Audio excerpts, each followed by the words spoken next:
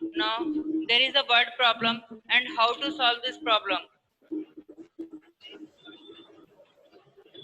A PT teacher asks 6,000 students to stand in such a way that the number of rows is equal to the number of columns. मतलब अगर number of rows और number of columns आपस में equal हो जाएं तो क्या बनता है?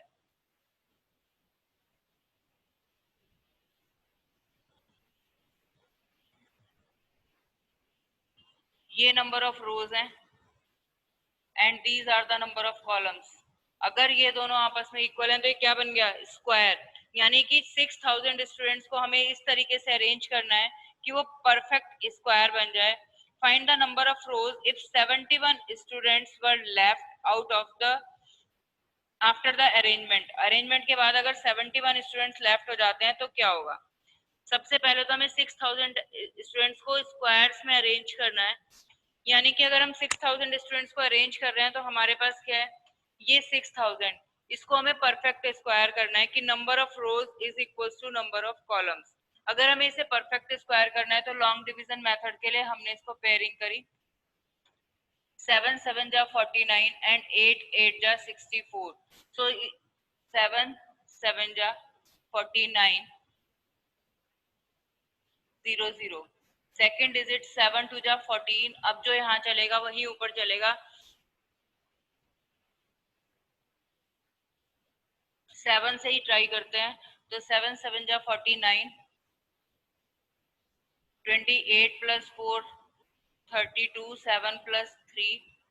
तो यहाँ रिमाइंडर आया 1 एंड 9 माइनस 2 7, 71. सो अगर हमें इनको number of rose and columns में इक्वली डिस्ट्रीब्यूट करना है सो तब हमारे पास क्या होगा कि 71 स्टूडेंट्स को यहाँ से हमें रिमूव करना पड़ेगा. तो इसके लिए हमें क्या करना पड़ेगा? हम यहाँ नीचे लिखेंगे if 71 students should be removed. If 71 students removed from 6,000 students, then they can arrange in equal rows and equal columns. तब वो इक्वल कॉलम और इक्वल रोज में कलेक्ट हो सकते हैं. और कैसे? कि फिर अगर हम 71 को इसमें से माइनस कर देते हैं, 6,000 माइनस 71, तो वैल्यू क्या आ गई? ये वैल्यू आ गई. And this is the square root of 77. So there must be 77 rows and 77 columns, and accordingly the students must be arranged. 77 rows and 77 columns. तो यानी 71 स्टूडेंट्स को अगर हम इसमें से सब्ट्रैक्ट कर देंगे या रिमूव कर देंगे तो ये एक परफेक्ट स्क्वायर हो जाएगा और इक्वल नंबर ऑफ रोज और इक्वल नंबर ऑफ कॉलम्स में अरेंज हो जाएंगे. नेक्स्ट टॉपिक हमारा क्या है? Square root of the product of numbers and fraction of the numbers.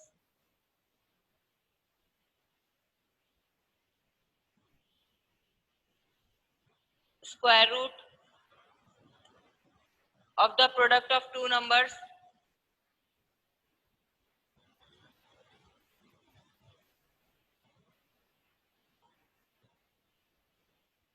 and fraction of two numbers.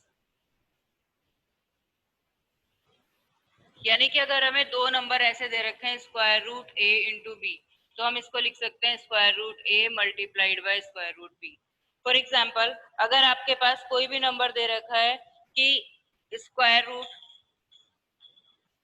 361 into 1024, आपको ये वैल्यू फाइंड आउट करनी है तो आप इन दोनों को मल्टीप्लाई करने के टाइम वेस्ट करने की कोशिश नहीं करेंगे. आपको क्या करना है? Square root of 361 multiplied by square root of 1024. सबसे पहले अगर हमें दिख रहा है कि ये परफेक्ट स्क्वायर हो सकते हैं तो हम दो तरीके हैं, या तो लॉन्ग डिवीजन से इसका स्क्वायर रूट निकालें या प्राइम फैक्टराइजेशन मेथड से, वो आपकी अपनी चॉइस है. अगर मुझे लग रहा है कि ये परफेक्ट स्क्वायर है तो प्राइम फैक्टराइजेशन मेथड से स्क्वायर रूट निकालना इजी होता है. अगर मैंने 361 का स्क्वायर रूट निकालना है तो मैंने 361 के फैक्टर करे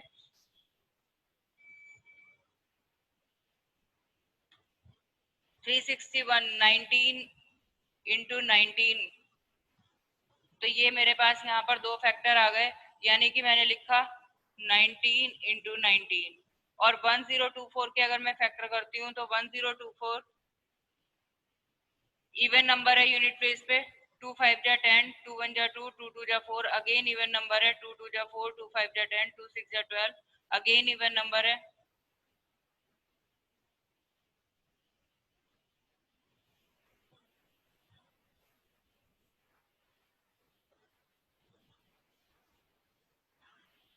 ठीक है, इसके बाद हमारे पास 8 से हमने यहाँ से स्टार्ट कर लिया, 2 4 जा 8, 2 2 जा 4, 2 1 जा 2। तो इसके पास मेरे पास फैक्टर क्या आ गए, 1 2 3 4 5 6 7 8 9 10। अब मैंने इनकी पेयरिंग देखी, यानी 19 into two into two into two into two into two, और इसको मल्टीप्लाई करके जो भी आंसर आएगा that is the square root of these two products. तो स्क्वायर रूट के लिए ये मेथड भी लगा सकते हो। दूसरा, अगर आपको प्राइम फैक्टराइजेशन मुश्किल लगता है तो आप लॉन्ग डिवीजन से भी स्क्वायर रूट निकाल सकते हो, जो भी आपने सीखा था। यानी लॉन्ग डिवीजन से निकालने के लिए हम क्या करेंगे, पहले हमें 361 का स्क्वायर रूट निकालना है, यानी 361 पेयरिंग करी हमने, 3 अलोन रह गया, 1 1 जा 1, 2, ये पेयर एक साथ नीचे आ गया, 2 9 9 जा 81, 9 2 जा 18 प्लस 8 26, यानी square root of 361 is equal to 19। Secondly हमें निकालना है 1024, पेयरिंग करी यहाँ पर भी, 3 3 जा 9, 1 24 एक साथ नीचे आ गया, 6 2 124, यानी कि square root of 1024 is equal to 32। तो square root of 361 into 1024 is equal to 19 into 32। Same answer है जो यहाँ से आया था और जो यहाँ से आया था, मल्टीप्लाई करके आप इसको लिख देंगे तो ये आपका आंसर हो गया। Is it clear to all?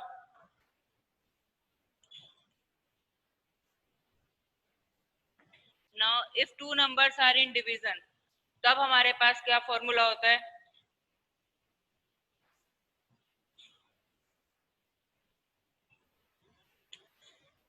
square root of a upon b is equals to square root of a upon square root of b। For example, अगर आपको क्वेश्चन दे रखा है स्क्वायर रूट ऑफ 156 अपॉन 169, अब यहाँ पर fraction जो है mix fraction दे रखा है, a अपॉन b की फॉर्म नहीं है, ये मिक्स फ्रैक्शन है। First step, you have to convert the mix fraction into the improper fraction. अगर हम इसको कन्वर्ट करते हैं तो हमारे पास क्या आएगा, 1 into 169 plus 56 divide by 169, it is square root of 225 divided by 169, which can be written as square root of 225 divided by square root of 169। जब आपने इसको a अपॉन बी की फॉर्म में कन्वर्ट कर लिया, अब स्क्वायर रूट ऑफ a यानी square root of 225, हमने क्या करा, पेयरिंग कर ली, 1 1 जा 1, 125 1 का double 2,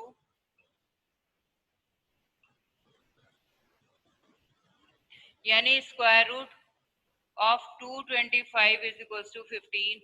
second step, square root of 169,